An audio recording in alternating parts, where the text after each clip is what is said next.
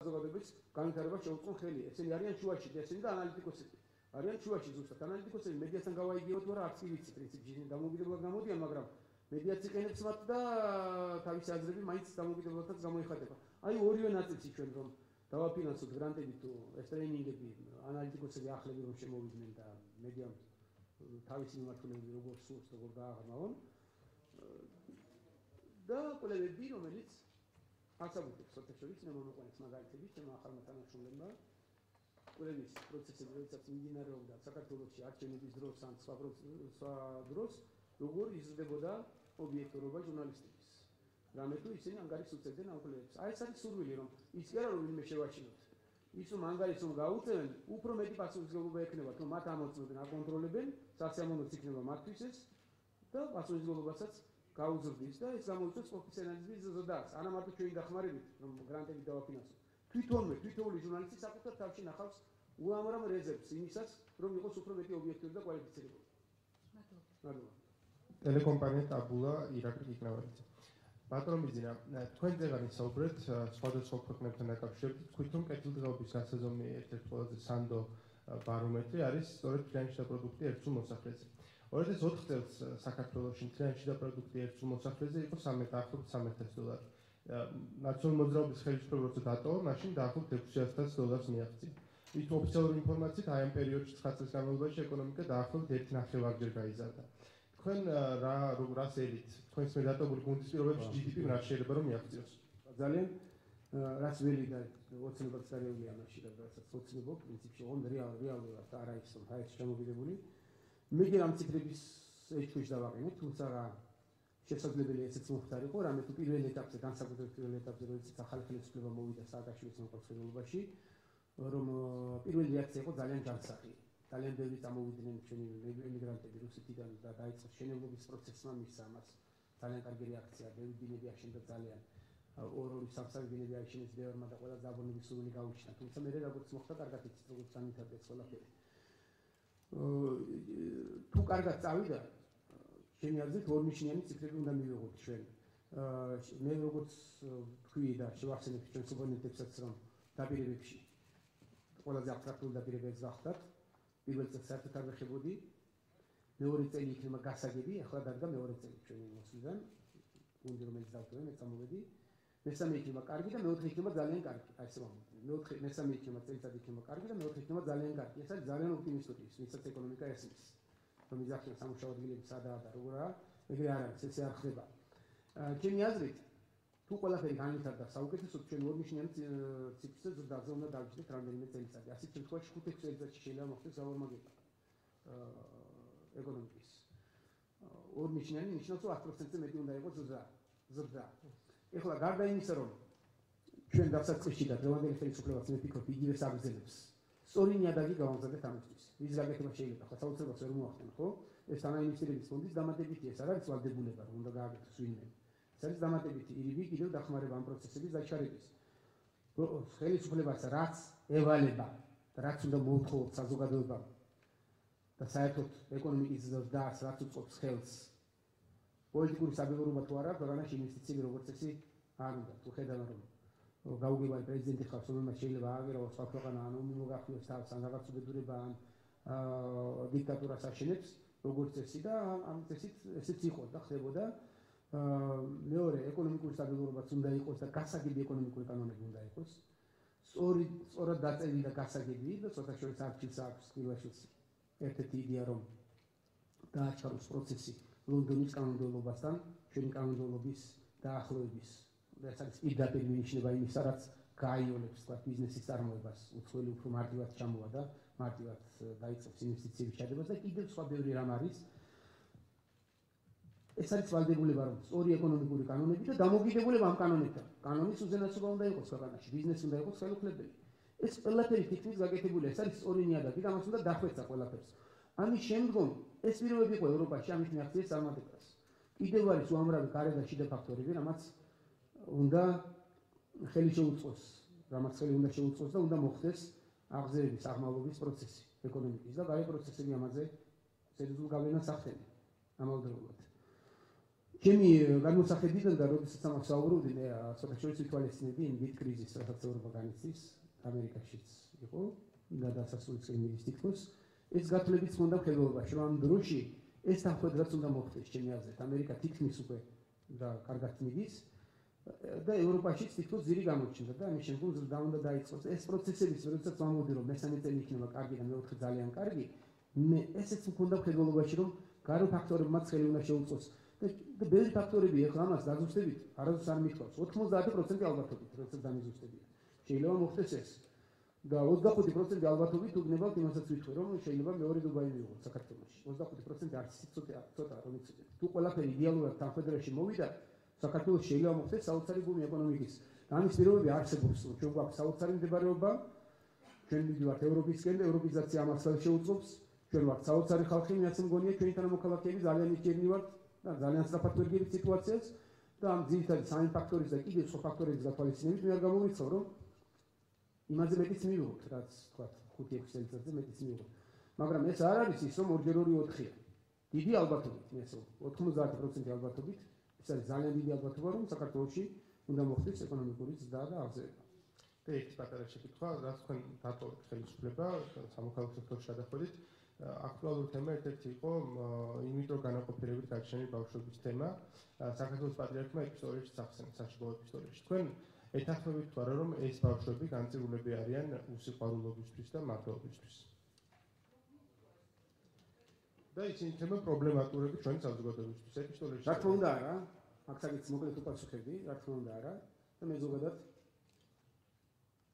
გავაკეთებდი პატარა რეაქციას ეკლესიასთან ჩვენ დამოკიდებულებას ჩვენ ყველამ კარგად ვიცით და მეც შევდივარ იმ რიცხვში საზოგადოების ნაწილში რომელიც უდიდეს პატივსცემს საკუთარ ისტორიას საკუთარ ტრადიციებს საკუთარ ეკლესიას ჩვენს მართლმადიდებლობას ჩვენს ქრისტიანობას მე ტიპურად ჩემი მშობლებისგან რაც მივიღე ყველა შვილი განათლებული მქონდა ესე შემდგომ რაღაც დონეზე ამას ტრადიციებს აუცილებლად ვიცავ და უდიდეს პატივსცემს თვითონ პატრიარქს მე ვფიქრობ რომ ძალიან თბილი ურთიერთობა მაქვს და ძალიან მეყვარს მაგრამ საზოგადოებამ უნდა გადალახოს ის ბარიერიც რომ ეს თემა ეკლესიის თემა არის ტაბუდადებული და იქ რაც იქნება და როგორც იქნება არის უმციკლო და ხელშეუხებელი პატრიარქი ბრძანებს თუ სხვა ეკლესიის მსახური ეს დამოკიდებულება ჩემი აზრით არის ზედმეტად აფეთიშებული და გადაჭარბებული და ეს არ უნდა იყოს ესე და არ საჭიროებს ამას არც პატრიარქი თვითონ პირადად მას ამით სულ სამსახურს უწევენ და არ საჭიროებს არც ეკლესიაც ამ დამოკიდებულებას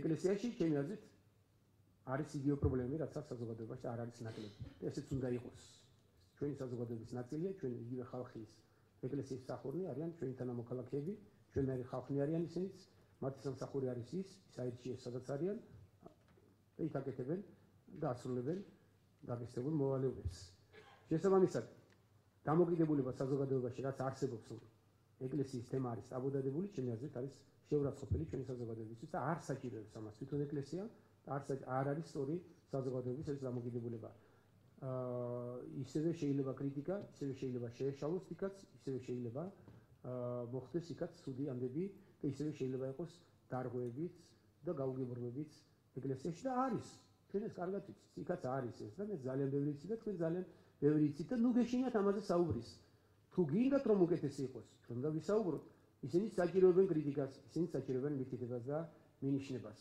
აი ამ თემას იმიტომაც გამოიწვია საზოგადოებაში ის დიდი ნებათა ხელვა რაც გამოიწვია და თქვენს კარგად გახსოვთ ამ დროს ყველა შეიძლება შეეშალოს პატრიარქსაც შეიძლება შეეშალოს ამ პატრიარქმა შეიძლება თქვას ბრძანოს ის როგორც თვითონ უყურებს მაგრამ ჩვენ არ გავიზიაროთ ეს ნორმალურია არ გვინდა ეს დოგმები არ არის ეს საჭირო და თვითონ პატრიარქი ამას არ საჭიროებს დამოკიდებულება ეკლესიის ძალიან ხშირად და თუ გაიხსენებთ ისტორიას სწავლების წინააღმდეგი იყო ეკლესია ოდესაც დღეს შეიძლება სწავლობენ და სწავლობს ყველა და ყველაფერი და რაც შეეხება თქვა როდესაც ორ მეუღლეს საშუალება არ აქვს თორსა და ქმარს შვილის გაჩენის და ამაში მედიცინა ერევა და ახალი სიცოცხლე ჩნდება ნუ არ ვიცი ახლა აქ საკამათო არაფერი არ არის ჩემი გადმოსახედიდან შეიძლება ოდნავ საკამათო იყოს ის სუროგატული დედა რაზეც კანონმდებლობას უნდა ძალიან დიდი დახვეწა და უამრავი პრობლემები გამოიწვია ამან თელსოფლიოში და სხვადასხვა ქვეყნებში და ევროპის ქვეყნებშიც ძალიან პრობლემატურია ეს საკითხი ის კომერციალიზაცია ამ თემით თუ დახმარება და ესე შემდგომ ძალიან ბევრი გაზარმაცებული ქალბატონი რომელსაც ყველა საშუალება აქვს თვითონ გააჩინოს და ამ დროს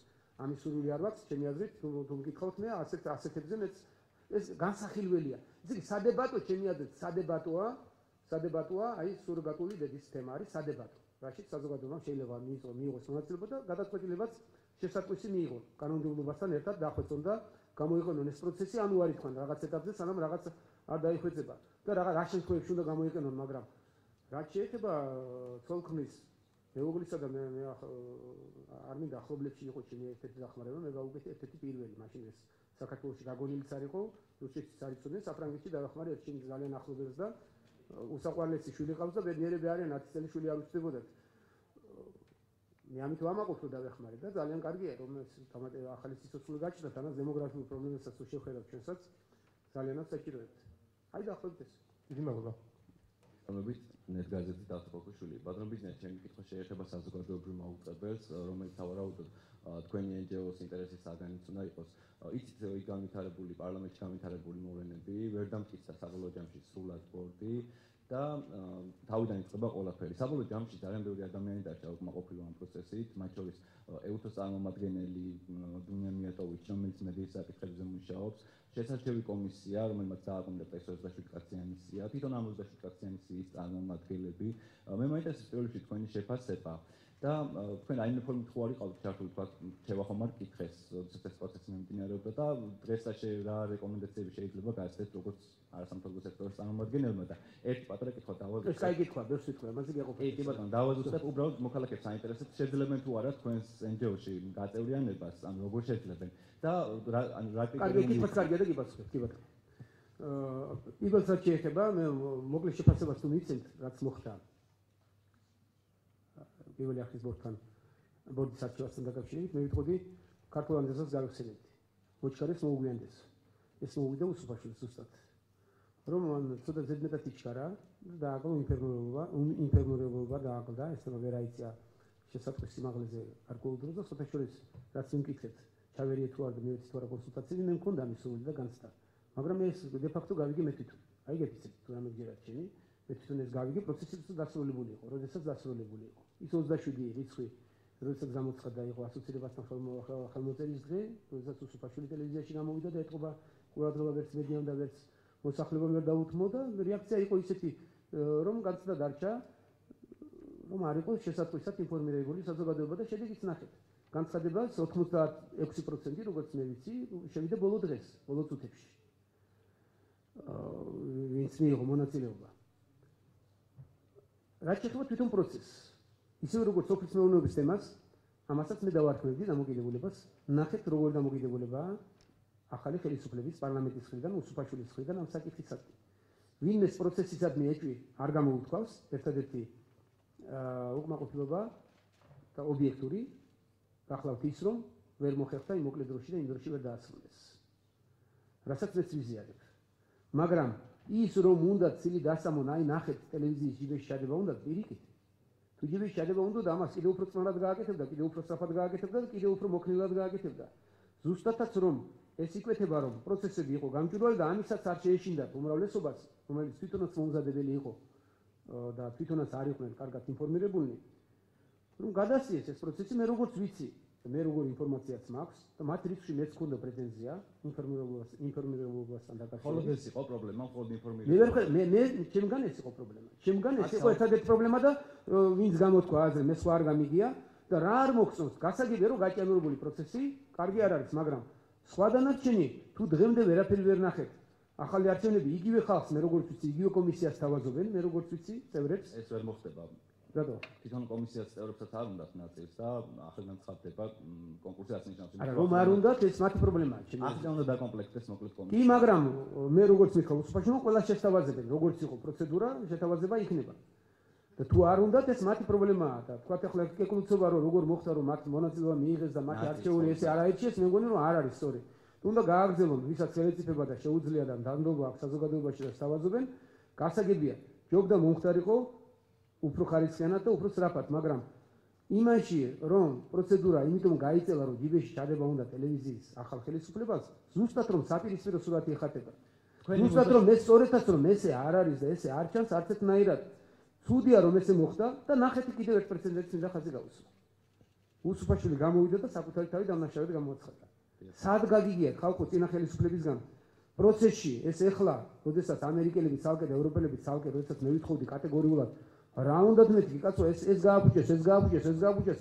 ერთი განცდა, ერთი სიტყვა არ უთქვას, რომ ამის შეეშალა თქვა. აი მე რომ ყველა ესა თემა ასია, მაღლა მე ვისაც ხვდებოდი, ყველა შეუბნებოდი და როგორც ჩანს, მათი მხრიდანაც იყო მსგავსი მოთხოვნა ამერიკელების თუ ევროპელების, სადღაც რაღაც გამოვიდნენ და რაღაც ჩვენს შეგვეშალა.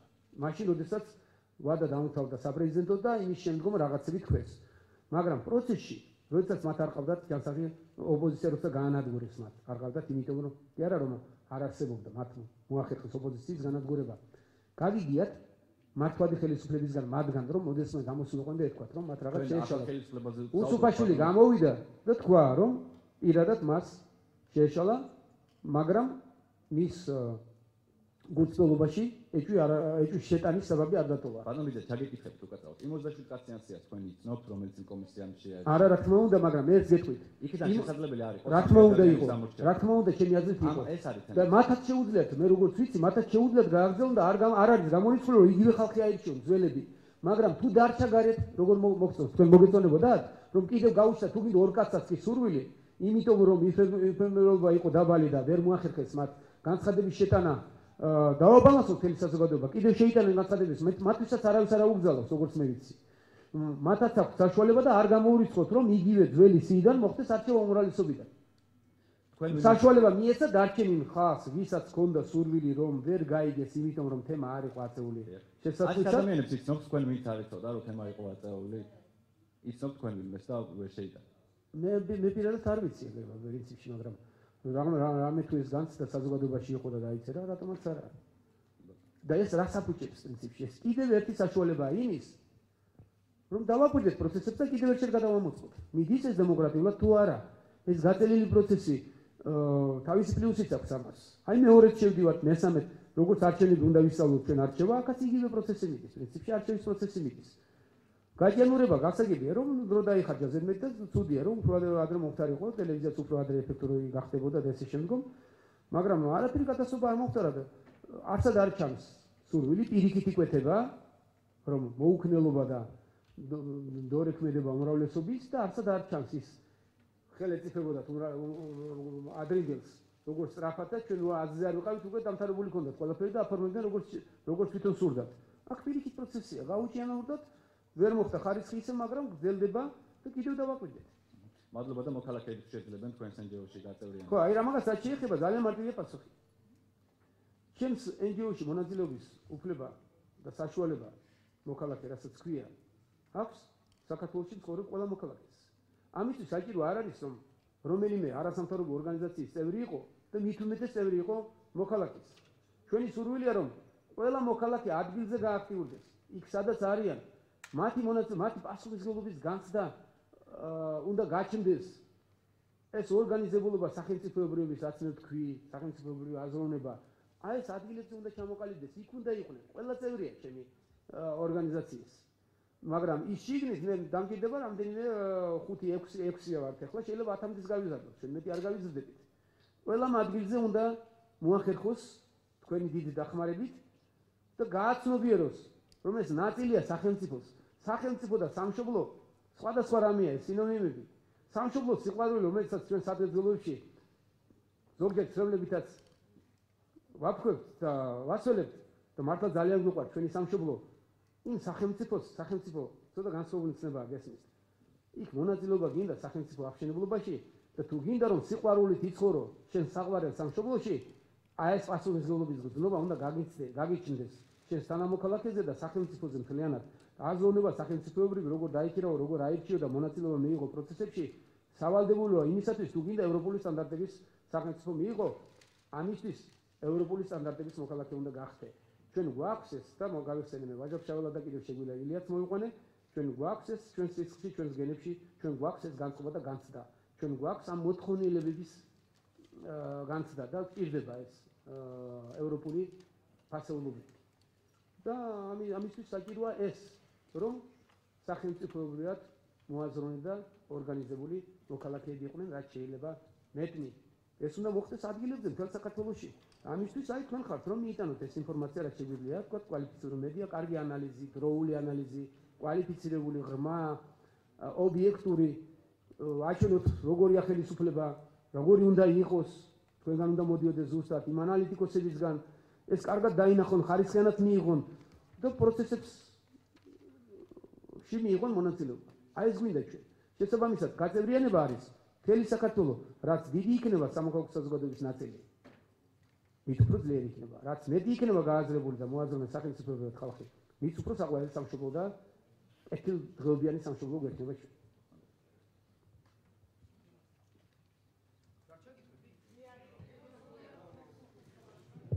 Господин Безина Иванович, мы с азербайджанского телевидения, если можно, одно вопрос. Спасибо огромное.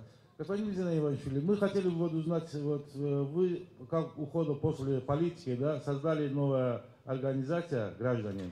Мы вот интересуемся, на этом вот организации будет гражданин Грузии по национальности азербайджанцы, будет вот находиться. Второй вопрос у меня такова. Вы хорошо знаете, что вот Крымов-Карпель, компактно живущих азербайджанцев, до сих пор проблема крестьянина земля, отобранная земля. И вот сколько они не могут пошить, допустим, вывести на землю. Есть такие люди, допустим, 1500 гектаров, а население без земли. Вот в этом сфере ваша новая организация будет какой-то методом помогать решению этой проблемы? Спасибо за внимание. მეორე შეკითხვასაც შეეხება უფრო ხელისუფლებისკენაა, ჩვენ ნაწილში თქვათ ისე კანონმდებლობის მიმართულებით თუ იმუშავებთ სოფლმეურნეობასაც შეეხება, თქვენი მეორე კითხვის პასუხი ეს იქნება მოკლე ძალიან. რაც შეეხება პირველ კითხვას, აი ზუსტად რომ ეთნიკური უმცირესობები, რომლებშიც შედიან აზერბაიჯანელების მათ რიცხვში, ჩვენი თანამოქალაქეები, აი სწორედ რომ ევროპულ სტანდარტებს, როდესაც ვამბობთ, ეს იგულისხმება რომ ერთნაირად უნდა იყოს საქართველოს სამშობლო ყველასათვის. და მხოლოდ ასეთი საზოგადოებით შეიძლება ჩვენ მივახციოთ წარმატებას. მე სხვათა შორის როდესაც ვამბობ 4-5 კიდევ ახალი შეიძლება რომელსაც პირდაპირ კავშირი ექნება, მაგრამ არ იქნება ჩვენთან გაერთიანებული არასამთავრობო ორგანიზაცია ჩამოყალიბდეს ქართულ ფონდის დახმარებით. ერთ-ერთი შეიძლება იყოს ეთნიკურ უმცირესობებთან დაკავშირებით და ამ პროცესებში შეიძლება აქტიური მონაწილეობაც მიიღოთ. მადლობა. შეკითხვა მაქვს თუ შეიძლება? ბატონო ბიძინა, მე მაინტერესებს, აი ჩაწერილი ვარ, მაგრამ არ მომიწია რიგითობით. ეს ჩემი იყოს, ჩემი მე დამაბრალე დამესვე. არა, ვარ მესიაში, ახლა ჩემი რიგი იყო, უბრალოდ დამასწრო იმ აზერბაიჯანელმა და ენძელა მაჭავარიანი. მაინტერესებს ესეთი რაღაცა, ბატონო ბიძინა, ერთ მხრივ ვითარდებოდა ჩვენთან მხოლოდ ეს არასამთავრობო ორგანიზაციები. ადამიანები მე მიმაჩნია რომ რასაკვირველია უნდა ვიცავდეთ უმცირესობის არის ღირებულებები რასაც მაგრამ ჩვენ გაგვაჩნია სხვა ეროვნული ღირებულებებიც ამ მხრივ თუ რაც აი სოფლიო გლობალიზაციის საკითხში უფრო გამოადგება ჩვენს ქვეყანას შეიტანოს და შევიდეს ამ სოფლიო გლობალიზაციაში და თავისი ღირსეული თვისებები წარმოაჩინოს იქ ამ მხრივ თუ განვითარდება თქვენი არასამთავრობო სექტორი და კიდევ ერთი რამე მინდა თქვა რომ აი იუმორი არის ძალიან კარგი გრძნობა, მაგრამ აი როდესაც ადამიანი ენას გიყოფს, ცოტა იუმორის გრძნობა ამ დროს რთულია და რამე ხომ არ შეიძლება რომ შევიმუშაოთ ამის საწინააღმდეგოდ. მაგალითად, როდესაც ეს ენის გამოყოფა ფინანსდება, ამ დროს შენ რომ იუმორის გრძნობით დაუპირისპირდე მარტო ვერაფერი კარგი შედეგი არის, მაგრამ ესეც საქმეა და თუ აი მოქალაქეების გააქტიურება თუ გამოიწვევს იმას, რომ აი კომუნისტების დროსაც ყველა არ დასჯილა, მაგრამ აიკრძალა კომუნისტური პარტია და ხომ არ შეიძლება რომ აი რაღაც იგივე მსგავსი ღონისძიებები იქნას გატარებული? ხო, მეორე შეკითხვა ძალიან რთულია, მე მაინც იმურს დაუბრუნდებოდი, სხვა რა შეიძლება გამოვიყენოთ იმ მეთოდებით, ჩვენ როგორ სარგებლობთ, თითქოს ისინი სარგებლობდნენ. პროცესები მიმდინარეობს და ის მოთხოვნებები რაც არის რომ აიგზავნოს ეს რაღაც თქვა ძალიან მძიმე იქნება და გაუგებარი იქნება და მე არ ვისურვებდი პირადად ამას. თუმცა როგორ განვითარდება პროცესები და აკვირდით კიდევ თუ გამოიკვეთა თქვა კონკრეტულად და პრინციპულად გამოიკვეთა რომ დანაშაულო ორგანიზაცია, მაგრამ წინასწარ ამას ვუდავარდით და ჩემი სურვილი ეს არ იქნებოდა აქვე ვამატებ. იდეოლოგიების აგრძალვა, რომელიც პირდაპირ ძალადობასა და აგრესიასა და სახელმწიფოს დამხობაზე არ არის დაფუძნებული, ჩვენ ვიმსჯელოთ რომ აუგზავნოთ არ იქნებოდა სწორი ჩემი გადმოსახედიდან. რაც შეეხება თქვენს პირველ კითხვას, ჩვენს ტრადიციებს, რომელიც ჩვენ ძალიან დიდრები ვართ. და აუცილებლად ევროპულ ოჯახში შევიდათ უნიკალურს ბევრს და შეგვაქვს კიდეც მე არ ვსაუბრობ მარტო ისტორიაზე და რელიკვიებზე რაც ჩვენ გაგვაჩნია, უგონებად ჩვენებიც ქართული. ჩემთვის რაც შეეხება თქვათ ეს ტოლერანტობა და ესე შემდგომ რასაც ევროპიდან ვსწავლობ, მე მუდამ მithქვამს და დღესაც გამიმეორებ პანეთნიკურ უმცირესობებს, ისაც რასაც ევროპელები და ამერიკელები სტუდენტებად სწავლობენ და გვასწავლიან, ჩვენ ეს ქმედებაში გვაქვს საუკუნეებრივი გადასული და მე დანი ამისთვის ძალიან კარგი მაგალითი რომ ერთი უგვერდიგვერდ რამდენი კონფესიაა და აბსოლუტურად მეგობრულად და ძმურად ცხოვრობდით, არავითარი პრობლემა ჩვენ ამის არ გაგვაჩნდა, მე მგონი ცოტა გააღვივა ეს პრობლემა კომუნიზმმა, სოციალიზმმა, რაც ჩვენ დავყავით გარკვეული დრო და იმის შემდგომ პერიოდმა, რომ რაღაც აკრძალული იყო მეორე მხარეს საერთოდ გადახრა და ეს შემდგომ. ჩემი აზრით, ახლა ეს ბევრი დავაკვირდეთ, თორემ რაც ყველაზე მეტად უყვარს ჩარგასში ხარ ვაჟაობაზე. და იქ საბოლოოდ დავწმუნდი, რომ ყველაზე დიდი ფენომენი, რაც კაცობრიობას აღმოუჩენია, ახლა იმ ორი ბევრი იქნება, ჩემთვის, და ჩემი ფილოსოფიით, ეს გახლავთ ქართული სუფრა. და დამოკიდებულება ის კი არა, რომ დღეში სამჯერ სამი კაცი შეიკრიბება და დედამიშვილებს საზოგადოებას არ გამოთხოვებენ, თქვათ, ეს არ მაქვს ოდობაში. აი ეს ფენომენი თამადის, მასთან ერთად კარგი ლექსის, კარგი სიმღერის, კარგი სადღეგრძელოს წარმოქმნის, რომ ყველა ადამიანს ერთად ვაქცევთ ქართულ სუფრაზე, ის ვინც ყოფა კარგად იცის და ქართველები ამას საუკუნეები ახერხებდნენ, ჩემთვის არის ყველაზე დიდი ფენომენი. და სოციალისტ გავიჭირეთ ჩემთები, რომ ამ პროცესით სარგებლობ ბიზნესში არა, მენეჯმენტში. ჩემ თანამშრომლებს მე ძალიან ხშირად ვაქცევ. ეს სჭირდება ადამიანს ძალიან, შექება სჭირდება ძალიან ადამიანს. შვილების გაზრდას და ნუ ახლა სხვა პროცესზე გადავყვანთ, მე მგონი ყველაზე კარგად ვიცით, რომ როგორ გავზარდოთ შვილები, რომ ჯანმრთელი იყოს ფსიქიურად პირველ რიგში. ხო ეს პროცესები და შექების პროცესი არის საოცრებას ახდენს და ძალიან სჭირდება ადამიანს. ყველას აქვს ძალიან დიდი სურვილი, რომ კარგი იყოს, თანაც სხვაზე კარგი იყოს და ქართულ სუფრაზე ხდება საოცრება ამ.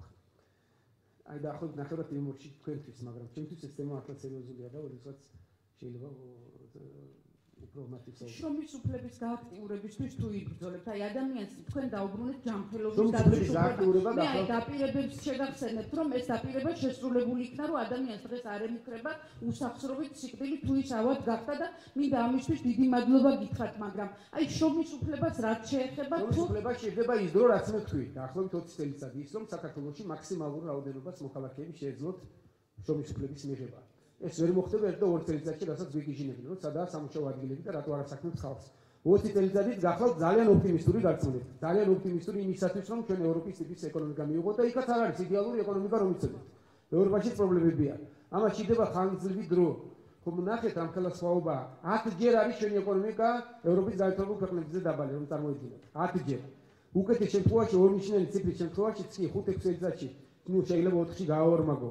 ეს პროცესი ძალიან რთულია. ევროპულობა და ევროპული ფასეულობების პატივისცემა ადამიანის უფლებების ესე შემდგომ ეს თავისთავად კარგია, მაგრამ თუ ეს ძირითადი არ დაბალანსდა, თუ ეკონომიკა არ იქნა, თუ ადამიანს საკუთარ სამშობლოში, საკუთარ სახელმწიფოში ეს უფლება არ ქონდა ძირითადი, რომ სამუშაო იშოვნოს და თავისი ოჯახი ხელშეულად არჩინოს, ძალიან რთული იქნება ყველა სხვა დანარჩენი ფასეულობების განვითარება და გაღრმავება. ეს არის გადამწყვეტი და ხერხემალის უგნება ეკონომიკა ამის ყველაფერი. სამოქალაქო საზოგადოების ხერხემალი სწორედ პროფესიონალი დასაქმებული, რომელსაც შეუძლია თანაც შეიცვალოს ძალიან მარტივად სამსახური თუ ამის საჭიროება გახდება და არ უყუროს ხელისუფალს. არ უყუროს. ამას პირიქით პროცესი ჰქონდა. ხო გასწორს რასაც ატარებდნენ. ყველაფერი აქილარიც უნდა მათზე ყოფილიყო დამოკიდებული, მათ უნდა გაენაწილებინათ და მეტი რაც შეიძლება მიბმული ყოფილიყო. ბიზნესიც ეს ეყავდათ მიბმული მთლიანად და ამ დროს სამოქალაქო საზოგადოება სწორედ რომ პროფესიონალი, მაღალი პროფესიის მქონე მოქალაქეებით არის დაკომპლექტებული, რომლებსაც აქვს საშუალება შეიცვალონ კიდეც ყოველგვარი ხელისუფლებასთან კავშირის გარეშე სამსახური თუ საჭიროა მოძებნონ უკეთესი და ღირსეულად არჩენონ საკუთარი ოჯახი. ეს არის თავისუფლების ხარისხი. თუ ეს არ ქონდა და დღეს პრობლემა საერთაშორის ახალი ხელისუფლების და ჩვენის რაც გახალდათ და რაც არის ძირითადი, სწორედ ესაა, რომ ისინი ვინც გვეხმარებოდნენ არჩევნების პროცესში, აქტიურად და გულწრფელად ხარში გვედგნენ. აბსოლუტურად უმრავლესობამ ობიექტურად ვერ მიიღო სამსახური და ვერც მიიღებდა სახელმწიფო სამსახურში არ შეიძლება ამ რაოდენობის ხალხის დასაქმება. ხშირად უსამართლოთაც ოდნა უარესი დასაქმდა და ის ვერ დასაქმდა. ესეთებიც იყო შემთხვევები, მაგრამ ეს არ იყო მასიური.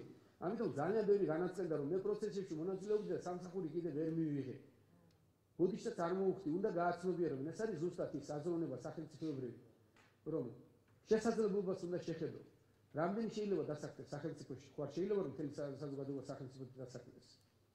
აი ეს უნდა გააკეთოს ბიზნესმა. ამისთვის უნდა შეიქმნას პირობები და რა თქმა უნდა, ძირითადი უფლება, გახლავთ, უფლება სამსახურზე, სამუშაოზე, რომ შემდეგესეულად აჩინოს საკუთარი ოჯახი. და ეს პროცესი საუბედუროდ ვერ მოხდება ერთ დღეში და ორ დღეში და ვერც ერთ წელიწადში და ვერც ორ წელიწადში და ვერც სამ წელიწადში. ამას თქვი ყველაზე ოპტიმისტური 20 წელიწადი, რომ მსგავსი მივიღოთ ჩვენ ევროპულისა ეკონომიკა. ბლიცი. მოგესალმებით ნატო გუბერნატორ ქუთაისიდან გაზეთი პოსტკრიპტომი. ბატონო ბიძინა, თქვენ აღნიშნეთ, რომ შენიშვნები არ აქვს მთავრობის მიმართ, ასევე რამდენჯერმე გითხრათ, რომ ის დანაპირებები, რაც არსებობდა 70-80%-ით შესრულებული და აქაც თქვათ გარკვეულად და მიუხედავად ამისა, მე მინდა გითხრათ, რომ უბრალოდ აი ამ სიკეთეებს, რასაც თქვენ ამბობთ, რეგიონებში სამწუხაროდ ნაკლებად გრძნობენ ადამიანები და ისინი თქვათ პირიქით გაღიზიანებული არიან მთავრობის გარკვეული ნაბიჯებით, კონკრეტულად მაგალითად იგივე თქვენ ცით ეს ჯიპების თემა, ასევე ხელფასების ხელისუფლების ხელფასები 20-ჯერ და 30-ჯერ მეტია, ვიდრე თუნდაც რიგითი ადამიანის ხელფასი იქნება თუ პენსია.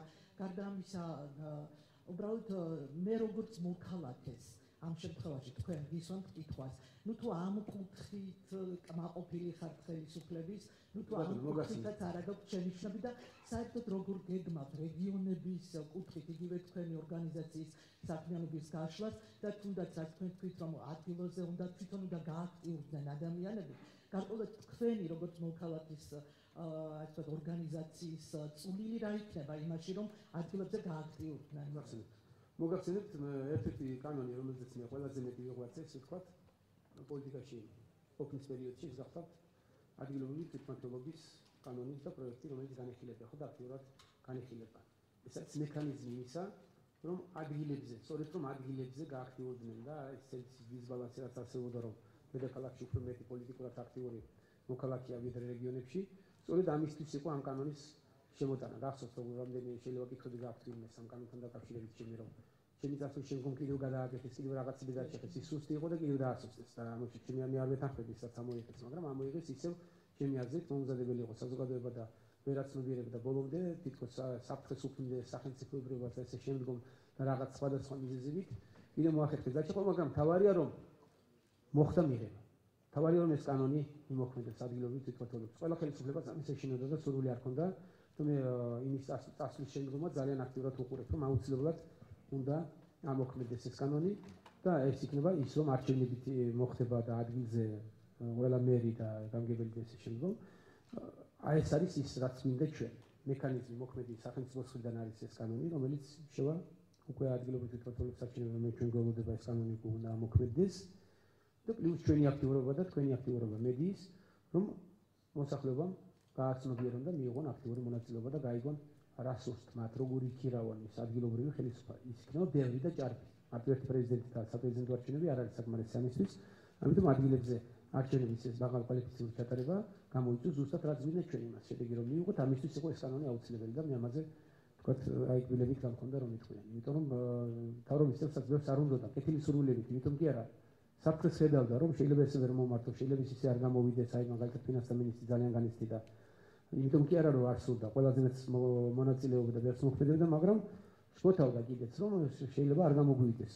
აი გვილებით გავიტანეთ, რომ ეს უნდა იყოს. ეს არის პასუხი მაგის რეგიონებზე როგორ უნდა ამოქმედდეს და გააქტიურდეს მოქალაქეობა. რაც შეეხება ხელფასს და თავრობის ხელფასს მათ რიცხვში.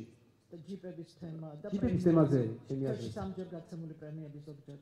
არა, სამჯერ პრემიები მე არ ვიცი მაგის მაგალითად სამჯერ პრემიის, მაგრამ რაც შეეხება ჯიპების თემას, ეს იყო ჯანსაღი პროცესი სწორედაც. კარგად აიტაცა საზოგადოებამ და მე მგონი ახლა აღარავის აღარ გაუჩნდება სურვილი ხელისუფლებაში რომ კიდევ ძვირი ჯიპი იყიდოს. აი ეს არის ის, რაც გვინდა ჩვენ. აი ეს არის ყველაზე კარგი მაგალითი. ისეთი კარგი რეაქცია გააკეთა საზოგადოებამ, მე არ მგონი ახლა რომ მინისტრებს და მოადგილეებს კიდევ სურვილი აქვს ესეთი ჯიპები შეიძინონ. აი ეს არის ის ზუსტად რომ საზოგადოება არა მე ამიტომ არ გიქირავე შენ რომ 160,000 ჯიპში გადაიხადო. როდესაც მე ძილს დავდივარ და სახში თვალწუწუნმა ჩამომდის. ანუ თავრობა შეეშალა ხო გარკვეულწილად ამის თქმა. შენი აზრით კანონი არ დაურღვევიათ, მაგრამ ორალურად მე მგონი რომ არავის არ მოუნდებოდა მოეწონებოდა ის რაც მოხდა და მათ დასწრები გააკეთეს. საჭირის მეთაურ საბჭოს თავმჯდომარემ გააკეთა და არ მოყიდნია. მე როგორც ვიცი, ვინც მოახერხა და მოასწრო, მე არ მგონია რომ ძალიან კმაყოფილი იყოს და განიცდის მეასეთ წარმოდგენა მაქვს და ეს არის კარგი. ეს არის ზუსტად ის რაც ჩვენ გვინდა. რეაქცია ჯანსაღი სწორი დროული აღარ მოხდება. მე აღარ მგონია რომ ეს სურვილი გაუჩნდა ვინმეს და აუდიტის სამსახური დაჭირდება ამას. უკვე იმდენად საზოგადოებამ გააკონტროლა. რაც შეეხება ხელფასს ჩემი პრემიერობის დროსაც მქონდა მე სურვილი იმის რომ ეს გაუგებარი პრემიების პროცესი დასრულებულიყო, მაგრამ იყო ხიფათი იმის რომ ხელფასების გაზრდა საზოგადოება ვერ გაიგებდა და არ გაიგებდა იმ დროს და როგორც იქნება ახლა აძლევენ ამას ჯანსაღ სახეს. და ჩემი აზრით ეს 5000 ლარი უფრო ლამაზი იქნებოდა 4900 ლარი მორალურად ჩემი აზრით. მე ესეთი დავტოვებ თქვათ, მაგრამ ირაკლიმ ესე მოისურვა. ირაკლის შექმნის მომენტი დამიდგა და შემიძლია შევაქო რომ ძალიან კარგად უწყობა, იმაზე კარგად მეც გამავოცა. მე ვიცნობდი და სწორედ შევარჩიე, მაგრამ აი მეც რო გამავოცა, ისე კარგად უწყობა მთავრობას და ისე აქტიურია ირაკლი ღარიბაშვილი. რაც შეეხება 5000 ლარს. შევიდეთ პოლემიკაში ამაზე, შეგვიძლია დღეს ნაწილი გავაკეთოთ და მე პატარა ნაწილს უკვე მოგახსენებთ. შეგვიძლია მომავალშიც გავაგრძელოთ. გასაგებია რომ ეს შემოსავალი არის წინა რეგიონებში და ამ ფონზე როდესაც მინის უხდი 5000 ლარს შეიძლება უხერხულობას იწოდეს გარკვეულს, მაგრამ თქვენ ამავდროულად უნდა გადაამოწმოთ უკვე ბიზნეს სფერო, გადაამოწმოთ ფარსები, გადაამოწმოთ ეს ყველაფერი კომპლექსურად ერთად და გადაამოწმოთ და გააცნობიეროთ ისიც რომ მინისტრი უნდა იყოს საკმაოდ მაღალი პროფესიონალი. იგივე მინისტრი თავისუფლად კვირიკაშვილი მაგალითად ის დავითანხმეთ თავის დროზე მირჩევნია ისევ შენთანო რაღაც მეო თქვა რაღაც გაუგებრობები იყო და მადლობა ღმერთს გაუგებრობაში ძალიან წესერიგაცია მირჩევნიაო თუ ქართულ ბანკში დაუბრუნდებიო ჩემი იმი ხელფასი მაქვს უფრო მეტიო და მირჩევნიაო იპოთეკა მაქვს და რაღაც მაქვს ეს უნდა გავითვალისწინოთ და ის ძირითადი დახმარება რაც მე აღმოუჩინე ახალ ხელისუფლებას სააკაშვილის როდესაც მომენტი იყო აბსოლუტურად შეგნებული 10 ლარი იყო თუ 10 დოლარი ხელფასი საშუალო მაშინ. და ეს იყო ჩემი იდეა რომ ამ ხელფასით მინისტრი როგორ უნდა ამუშავოს, როგორ უნდა მოაწეროს მან ხელი რაღაც დოკუმენტებს, რომლებიც მილიონებზეა და არ იფიქროს კორუფციაზე, როდესაც ელემენტარულად ოჯახს ვერ აკმაყოფილებს. ეს უნდა იყოს წინსწრები. მარტო მათრახით თქვა ესეთი კონტროლით, ეს არის მათრახი უკაცრავად არ არის კარგი სიტყვა. აი ეს კონტროლი რაც თქვენ ჯიბებზე ახსენეთ. მარტო ეს საკმარისი ვერ იქნება. მათ ამავდროულად კი ეს ფუფუნება აუგზავნოთ, მაგრამ მინისტრია განათლებულია, პრაქტიკაა, გამოცდილება აქვს, უნარი აქვს სამინისტრო მართოს. თუ სწორი შერჩეულია, თუ დღევანდელ ფასებს, ცხოვრების დონეს, ყველაფერს ერთად შევაჯამებთ საქართველოში, მე მგონი რომ ნორმალურია ევროპაშიც რომ იცოდეთ, ევროპაშიც სახელმწიფოები, რომლებიც არიან ჩვენთან ახლოს, დაახლოებით 3000 евро აქვს იქაც. ესეთი ხელფასებია. თანაფარდობა არ უნდა იყოს საზოგადოების გაღიზიანება ამათ ეს. ნუ რა ვქნათ, ესეც უნდა გავაცნობიეროთ. ჩემი აზრით ესეც არის ის პროცესი, რასაც მოქალაქე იწყებს. მოქალაქე ბევრჯერ ახსენეთ თქვენ, მე სახელად ვიყენებ ჩემი ორგანიზაციის. მოქალაქის ერთ-ერთი იდეა ესეც არის. ესეც არის ის აქტიურობა, რაც და სახელმწიფოებრივი აზროვნება, რაც მოეთხოვება მოქალაქეს, რომ მან უნდა იაზროვნოს სახელმწიფოებრივად, როგორ მინისტრს რომ მისცე 1500 ლარი და მე ვამტკიცოთ რომ ის ხრამზე მოწოდებული არა და იმასაც ყავს დასრული შვილი, რომელსაც ინსტიტუტშიც თქვა 2000 გადასახდელი და რაღაც ძალიან რთული იქნება. ეს ყველაფერი შეიძლება შევადგინოთ რაღაც კარგინა, რაღაც სურათი დავხატოთ. ჩემი გადმოსახედიდან ეს არის ოპტიმალური ვარიანტი, რაც ღარიბაშვილმა დააწესა. და რატომ იყო პრემიები, ეს პრემიები იყო სიმახინჯე. ნაციონალური მოძრაობა ვერ ბედავდა ხელფასების აწევას, მაინც საზოგადოებას თითქოს რაღაც ანგარიშს უწევდა. ეს პრემიები იყო გაცილებით მეტი, ნახეთ თუ შედარება გინდათ. ჩემს ხელისუფლებას მსგავსი არ მიუღია, საერთოდ თანხები შეაჯამეთ წლის განმავლობაში რაც ზებულობდნენ მათი მინისტრები და რაც ზებულობდნენ ჩვენი. ეს პრემიები იყო ის ფორმა, რაც ჩვენს გამოვიყენეთ პირველი წლის განმავლობაში და ეს სიმახინჯე ახლა მოხსნეს და ხელფასი დაარქვეს. პრემიას ვეღარ გამოიწევს მინისტრი საკუთარ თავზე, რაც არასწორია. თუ პრემიერ-მინისტრი განსაკუთრებულად შეაქებს ვინმეს, შეუძლია წაახარისოს. საარჩევნო კოდექსთან დაკავშირებით ჩაგეკითხებით უკაცრავად.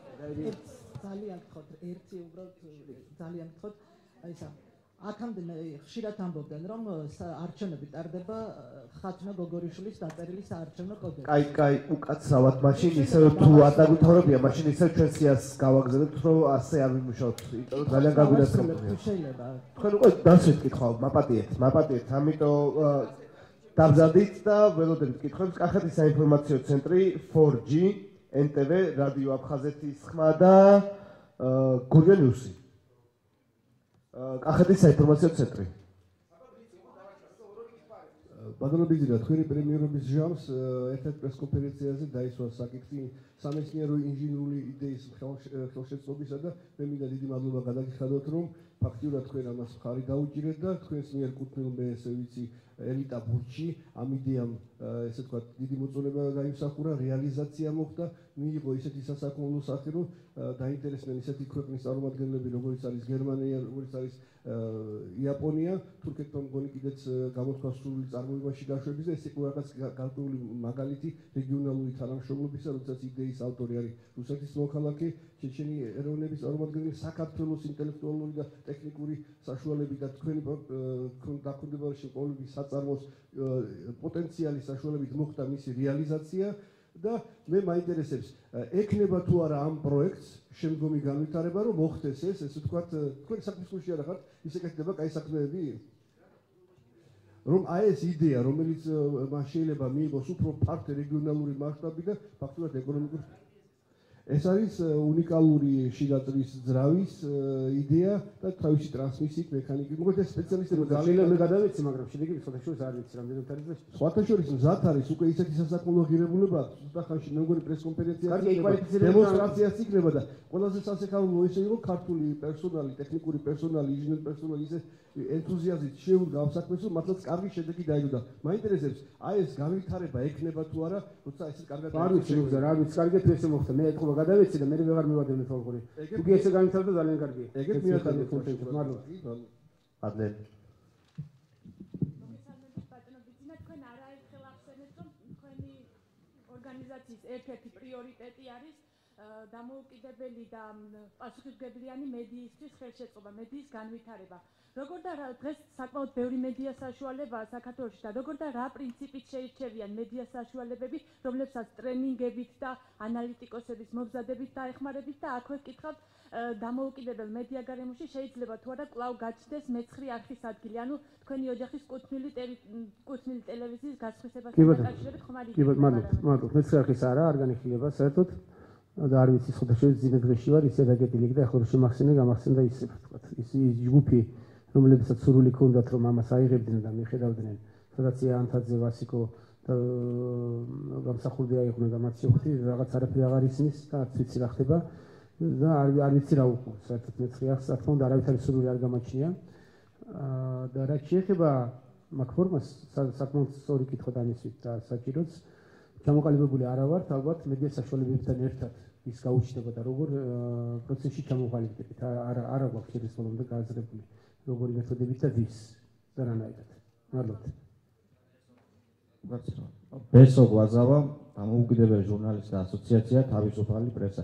ერთგვარი გაგრძელდება ამ თემის და მინდა ასეთ შეკითხვა დაგისვათ. ბესო უკაცრავად სიას თუ მივყვებით, მაშინ მივყვეთ სიას. არა მოვჩე დავუთავრე. არა, მაშინ ყველა ბარემ მორჩება უკაცრავად. აფხაზეთის ხმა ანანა კვატანტირაძე. ბატონო ბიძინა, რამდენიმე კვირის წინ გახდა ცნობილი, რომ მდინარე ფსოუდან საქართველოს სიღრმეში რუსეთის ფედერაციამ 11 კილომეტრით ეგრეთ წოდებული საზღვარი გადმოსწია. მიუნხენის კონფერენციაზე კი ირაკლი ღარიბაშვილმა განაცხადა, რომ საქართველოს აქვს პრობლემა აფხაზეთთან და ოსეთთან და არა რუსეთთან. თქვენ როგორ ფიქრობთ, საქართველოს აქვს პრობლემა აფხაზეთთან და ოსეთთან თუ აქვს პრობლემა რუსეთთან? აფხაზეთის ხმა რადიო. ხო.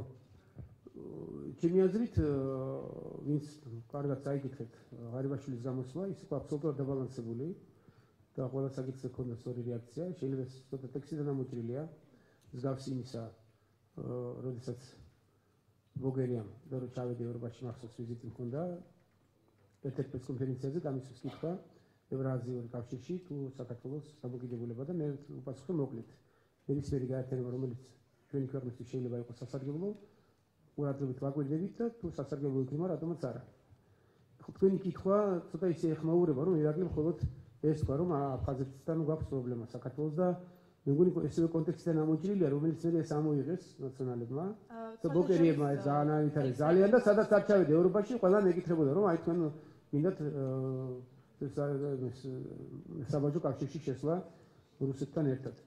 რაც აბსოლუტურად იყო აბსურდული, ახლა ეს ირაკლის ესე არ უთქვას განაცხადა, რომ მარტო ეს პრობლემა გვაქვს და იქ ოკუპირებული ტერიტორიები იყო და გლობალური განცხადება გააკეთა და არავითარი საფუძველი იმის არ არსებობს, რომ მხოლოდ ეს დაინახა პრემიერ-მინისტრმა და მხოლოდ ამაზე გააკეთა აქცენტი. მე მგონი, რომ ეს მსგავსი ცდილობაა იმისა, რაც შემთხვევაში იყო, რომ აი ივანიშვილს სურს ევრაზია კავშირში შესვლა და აი თუნდაც ამდენხანს სრულობდა. არა და სამი დღე ზედიზედ განცხადებებს ვაკეთებდი იმასთან დაკავშირებით, რომ ჩვენი სტრატეგია არის ევროპა, ევროკავშირი და ესე შემდგომ ევროატლანტიკური სივრცე.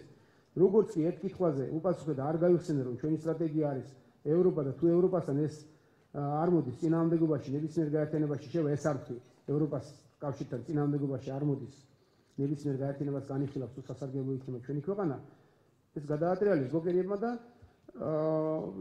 მთელ ევროპას დაურიგეს, რომ აი ეგერ ივანიშვილმა როგორც იქნა გამოამჟღავნა თავის სურვილები, რომ არსებობს ევროპა და შედის ევრაზიულ კავშირში, ევრაზიულ კავშირში. ეხლა თქვენი კითხვა ესეთი ფართო პასუხი, იმიტომ გამეცი რომ ჩემი აზრით არ არის ესე კორექტულად, რომ ღარიბაშვილმა მხოლოდ ამაზე გააკეთა და მხოლოდ ეს პრობლემა დახატა, რომ პრობლემა არის ჩვენი აფხაზეთთან. მე არ ვიცი ახლა როგორ კონტექსტში და რა კონტექსტით ისარგებლა ირაკლიმ, როდესაც ეს ასე თუ თქვა, მაგრამ ზოგადად მან აბსოლუტურად დაბალანსებული განცხადება გააკეთა. სწორი პრობლემები სწორედ დახატა და ჩვენი სტრატეგიაც სწორედ გააშუქა. და თუ გნებავთ მაინც და მაინც მაგ კონტექსტში უფრო ადრეული შეცდომები რაც ჩვენ დაუშვით სამოქალაქო ომში და ჩავედით და ეს ყველაზე დიდი სისულელი რაც გააკეთეთ ჩვენმა საზოგადოებამ შეიძლება ეს იყოს სწორედ და ყველაზე დიდი უმცირებაც ეს გახლდათ. ახლა რაღაც პრობლემები არსებობდა, მაგრამ ეს არ არის ძირითადი ამ პრობლემის მოგვარების. ორ მეზობელს შორის არსებობს პრობლემა და ის გვარდება. ჩვენც გქონდა რაღაც განსხვავებული კითხვები, მაგრამ ირაკლის არ გაუკეთებია აქცენტი, რომ ეს არის ძირითადი და გადამწყვეტი. არასწორად ვთქვათ კითხვას. ირაკლიმ დაბალანსებული განცხადება გააკეთა, პრობლემები არსებობს, ძირითადი პრობლემები ჩვენ კარგად ვიცით რაც არის და ის რომ თუ გნებავთ მე განვავითარებ ამას და გიპასუხებთ, რა თქმა უნდა ჩვენი ტერიტორიული მთლიანობის აღდგენა, რასაც ესე ამბობენ, არის რომ ჩვენ ხალხი უნდა დავიბრუნოთ პირველ რიგში, ჩვენ უნდა დავალაგოთ ჩვენ ძმებთან, აფხაზებთან და ოსებთან. მათ უნდა გაუჩინოთ სურვილი იმისა, რომ ჩვენთან თანაცხოვრება არის მათთვის უფრო უკეთესი ვიდრე პირიქით. აი ამ გზით უნდა შემოვერიგოთ ჩვენ და არავითარ შემთხვევაში არ უნდა გავაკეთოთ აქცენტი რაიმე ტიპის ძალაზე. აი ეს არის პასუხი. თუ გნებავთ და ირაკლი მეშვენივრად იცის და ნათქვამიც აქვს, მე მომისმენია მისგან. იმიტომ კი არა ჩემგან იცის, მასაც ეს დამოკიდებულება აქვს და ესე იმეორებს. და რატომ ესე დასვით ეს კითხვა არ ვიცი, მე მგონი ეს თქვენი პრობლემაა. ლუგზა და თავმჯდომარეს შორისზე ემზადება შეიძლება. ლუგზა დავით გულედანის აგენტ ექსპრეს ნიუსი, ბატონები ძინა, ამ დავით 23 ვარი კითხებით. რამდენიმე თვის წინ 300 მეტმა ადგილობრივმა სვანმა ხაზზე ფიცი დადო, რომ ისინი ხუდოხეცის მშენებლობას არ დაუშვებენ. ამ ფაქტს წინ უძღოდა ენერგეტიკის მინისტრის კახა კალაძის განცხადება, როდესაც მან ხაზზე ფიცის დადებასა და ყურანს შორის ერთგვარი ანალოგია გაავლო.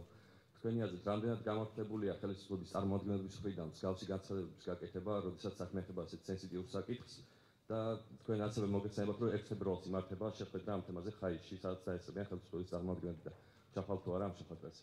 მადლობა. ხო, თუ ხელისუფლება ჩადის, მე რატომ უნდა ჩავიდე? მე ხელისუფლებას აღარ წარმოვადგენ. არა, მოსახლეობას ხდებიან და თუ საჭირო გახდება ჩემი ჩასვლაც ზოგადად, მე ვზაობა ამის გამაჩნია. რაც შეეხება თვითონ პროცესს და თქვენ კახი კალაძის ახსენეთ, მე კახის მაშინ ამ განცხადებასთან დაკავშირებით დაუკავშირდით და იქაც ტექსტიდან ამოჭრილი იყო. განცხადება საკმაოდ დაბალანსებული იყო, თუმცა შეიძლება ოდნავ გადაჭარბებული იყო იმ სიტუაციას თუ გავითვალისწინებთ, რაც არსებობს დღეს ხაისთან დაკავშირებით სვანეთში. ეს არის ძალიან უზომიერი თემა. ჩვენ ყველაფერი უნდა გავაკეთოთ იმისათვის, რომ საქართველოს ეკონომიკის განვითარებას შეუწყოთ ხელი და ამ ტიპის ხესი და დიდი ხესის შენებლობა თუ ის ბუნებას ზედმეტ საშიში არა, პერსპექტივის ბუნებას აზიანებს სახლის აშენებაც კი. და ნებისმიერი ხიდის აშენება გარკვეულ ცვლილებებს იწვევს გარემო ბუნებაში. მე გავაკეთე რამდენჯერმე განცხადება და დღესაც შემიძლია გავიმეორო, ნახეთ ნორვეგია, ნახეთ იგივე შვეიცარია, სადაც არის დიდი რაოდენობის წესები, ჩვენ მის მეათედი არ დაგვიფარავს წყლით ჩვენი ტერიტორიის, რასაც წესები ახერხებენ, როდესაც წყლის დონე იწევს. ნახეთ რა რაოდენობისაა, იქ ბუნებას არანაკლებად უფრთხილებიან, მაგრამ ეკონომიკაზეც ზრუნავენ. შესაბამისად, ჩემი აზრით პოზიტიურად გადასაწყვეტია საკითხი, მაგრამ ტელევიზიიდან განცხადებებით ვერ გააკეთებს ამას კალაძე. აი ზოგადად ესე ვიტყოდი, ის დაბალანსებული ტექსტი იყო და კონკრეტიკაში მე არ გამოვიკიდებოდი რომ რა თქვა და როგორ თქვა, დაბალანსებულად თქვა, მაგრამ ტელევიზიით არ გადაიჭრება. ეს ადრევე უნდა მომხდარიყო და უფრო ადრე უნდა მომხდარიყო და უნდა ჩასულიყვნენ იქ და ეს პროცესები ჩემი წამოსვლის შემდგომ კიდევ უფრო საუბედუროდ ეს შემთხვევით ჩემი წამოსვლა ათაშუაში არ არის კიდევ უფრო ქართულდა და გაღრმავდა და მოსახლეობასთან უნდა მუშაობა ამას და დახმარება და თანადგომას საჭიროებს თითოეული მოსახლე. რა თქმა უნდა ძალიან მძიმეა, როდესაც იძულებით პრაქტიკულად იძულებით გთხოვენ. ეს არ არის შენი სრულიდან გამომდინარე, შენი საკუთარი საცხოვრებლის დატოვებას. თუმცა ამის საპირისპიროსაც ვიტყვი, თქვენი ბევრი ეკომიგრანტები სვანეთიდან და მათ რიცხვში თავისი ნებით ძალიან ბევრი გადასახლდა და ბედნიერად ცხოვრობენ ახალ ადგილებში. ძალიან დიდ ტრაგედიასაც უნდა დავხატავთ. თუმცა პროცესი არის ძალიან გრძნობიარე, თითოეულ მოსახლეს უნდა თანაგრძნობა, უნდა საუბარი და არა ძალადობა და არა განცხადები. ეს პროცესი დაიწყო მე მგონი და როგორ განვითარდება მივადევნო თვალყური. თუ საჭირო იქნება მე შავალ და ჩემს აზრებს და დახმარებებსაც აღმოვჩენ მოსახლეობას, რომ ეს ძალიან გრძნობიარე თემაა. იქ საფრთხეები აქვს, არ აქვს მნიშვნელობა ის ძეგლი არის ისტორიული თუ არა და ძალიან დიდი ისტორიის მატარებელი. პროცესი არის ძალიან რთული, როდესაც შენ გაქვს სურვილი დარჩი და გეუბნებიან უნდა გადახვიდე, არის რთული, მაგრამ ამავდროულად ეს ხდებოდა საქართველოში, ხდება სხვა ქვეყნებშიც და უნდა გაგებით მოვეკიდოთ. თავდავით დასვამ ვიდრე გურიანიუსი დასვამს დოიჩე ველი არის შემდეგი.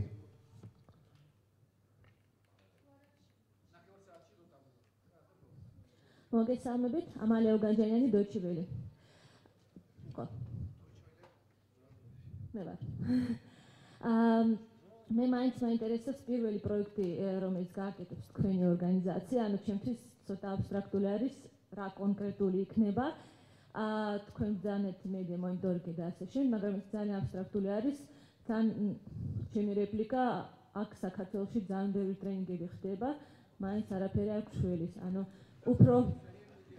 უფრო მეტი ხო არ უნდა განათლებაში ჩადოს ფული, იმიტომ რომ იქ არის ჩვენი პრობლემა. ეს უბრალოდ თუ გაქვთ პროექტი, კი თუ არა, არა. ხო, არა, თუ პროექტი გაქვთ, პირველი თუ არა, მაშინ არ ამიპასუხეთ ყოფნის. პროექტი არ მაქვს, რა თქმა უნდა, ჩვენ პროცესში ვართ. ჩამოყალიბდით, ორგანიზაცია დავაფუძნეთ, თანამშრომლები მოვიკრიბეთ, ეს პროცესია, თანამ მარტო ვერ გავაკეთებდი მე მას ყველაფერს. ეხლა გავიშლებით და აი ეს პროცესები ზუსტად განვითარდება, ის რომ მედია ტრენინგებშიც გავიგოთ, ვის რა ჭირდება და როგორ, რაც შეგვიძლია დახმარება და ის კვლევებიც, თქვათ, ნახოთ პროფესიონალები, ვინც ამას აკეთებენ და დაუკვეთოთ. ეს პროცესი მიმდინარეობს ახლა. თქვენი საქართველოს მოქალაქეობის საკითხში რა არის ახალი?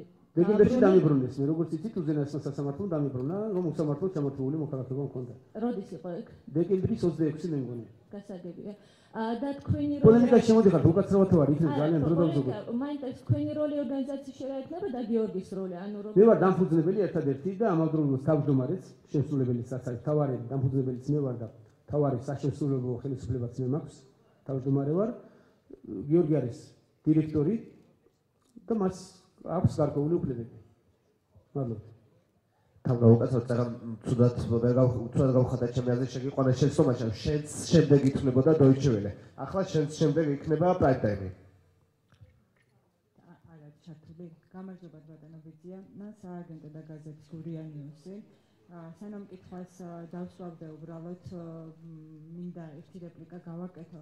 ქართულ ბანკის გაკუთრების საქმესთან დაკავშირებით სასამართლო განხილვები დაწყებულია, ეს ზუსტად შემიძლია თქვა, იმიტომ რომ გირაო შეუფარდეს თბილისის ამჟამინდელ ძველი თბილისის გამგებელს ნიკანორ მელიას 25,000 და ამის შესახებ ჩვენ წერდით, ანუ საქალაქო სასამართლოში.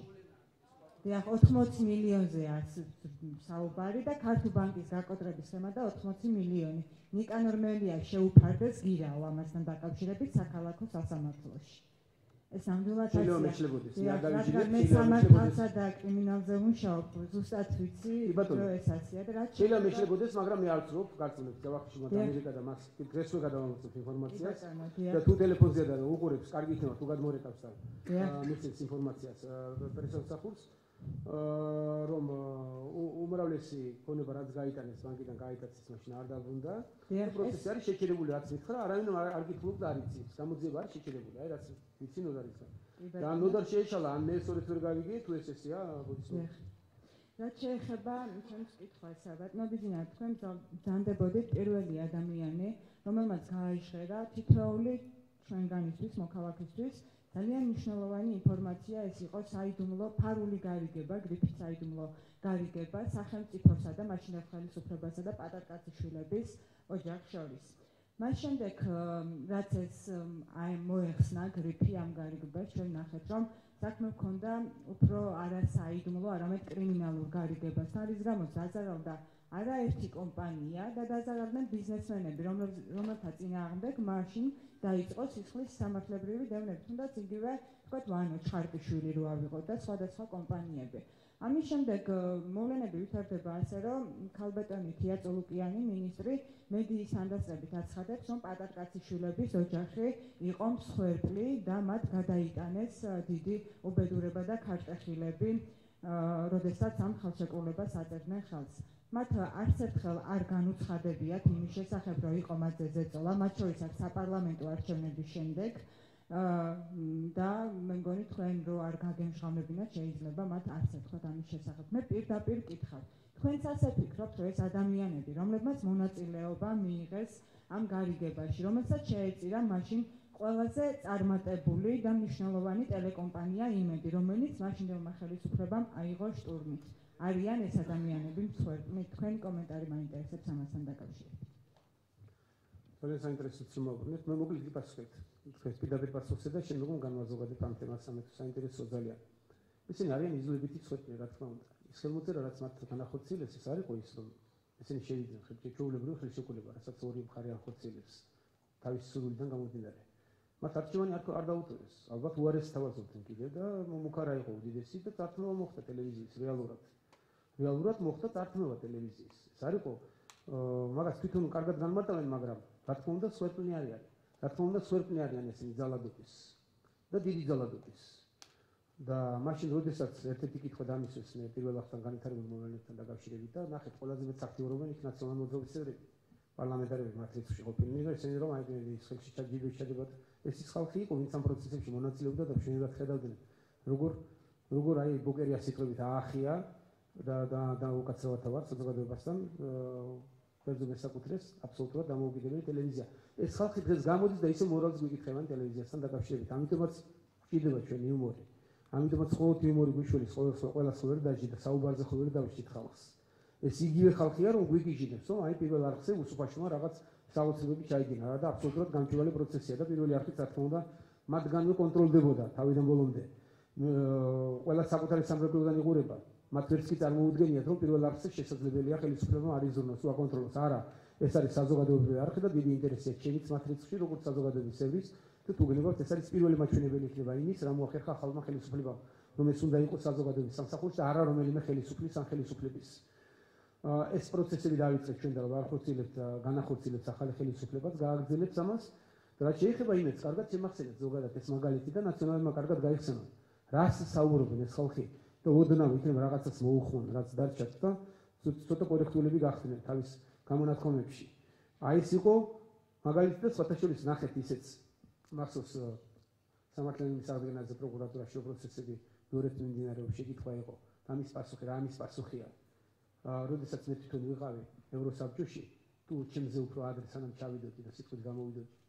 აი ზუსტად იქ მოყვა ევროსაბჭოს განცხადებაში ეწერა კონკრეტულად, რომ ივანიშვილის მთავრობა მოვიდა და დამოუკიდებელი მედია იმედი დააწიოკა და დამოუკიდებელი მედიას შეეხო. ნახეთ, აი როგორ ავრცელებენ ინფორმაციას, ნახეთ როგორ აქვს ეს მექანიზმი აწყობილი და დალაგებული. როგორ ლობირებენ, რომ ნახოთ ეს არის იდეალური მაგალითი იმისა, რომ ის რაც გააკეთეს თვითონ ერთ-ერთზე გამოგვაბრელეს ჩვენ, რომ ჩვენ დამოუკიდებელ მედიას ვავიწროებთ და იმედი ყავდათ ხედველობაში, როგორ წარმოგიდგენთ, აი ნახეთ, სად ვიყავით. რატომ ამდენ ხანს კედერაშვილზე მეკითხებიან და ესე შემდგომ. ხო, ეს პროცესი იყო ძალიან ღრმად წასული. ამაზე ეხარჯებოდა სერეზულტატები და იყო ძალიან დიდი ორგანიზებულობა გაკეთებული ორგანიზაცია. ეს გრძელდება დღესაც, ნუ გგონიათ ვიღაცები რომ მიყუჩდნენ თქვა და აღარ ჩანანან თავსი კატონები. ზუსტად იგივე პროცესი ხდება დღეს, ფული მათ აქვს და იგივე გრძელდება და არიან დასაფრებულნი, რასაც არ ამბობენ, აპირებენ, იგივე პროცესია რომ იცოდეთ.